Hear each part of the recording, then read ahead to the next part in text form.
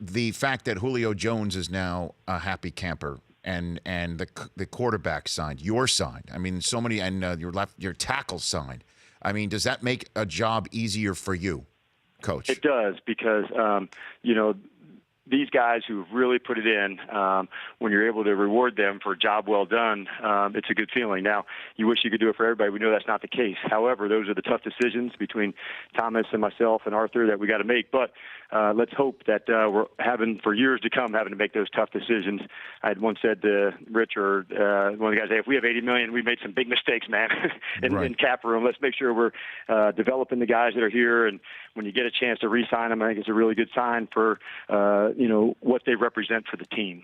And year two now of this offense, post Shanahan, right. What improvements can you expect to be made on that front, Coach? During the offseason, Rich, we had a big, kind of like an audit, you do after anything to say, what went well, what, didn't. And so you say, okay, what do we need to stop doing? What do we need to start doing? And what do we need to do different? And that was kind of the basis for where we started. And I would say 80% of what we do going into year 4 is a lot of the same, the scheme and the technique. We like wide zone run game and the play action and the keepers that go with that. So we wanted to make sure that always stays connected to the philosophy. That's also who our guys scout to, to make sure they fit into the system. So the tweaks, we spent a lot of time in the red zone to make sure that part of our game could come back to where we wanted it to. That's where so much of the scoring takes place.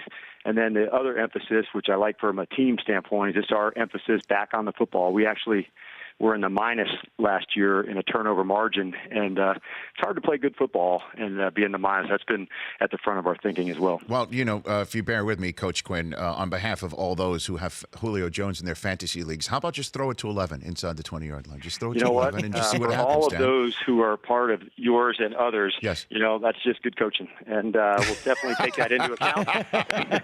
Okay. And yeah. They'll also be good to know that he has put work in, and the aggressiveness, the shape, and how he's in.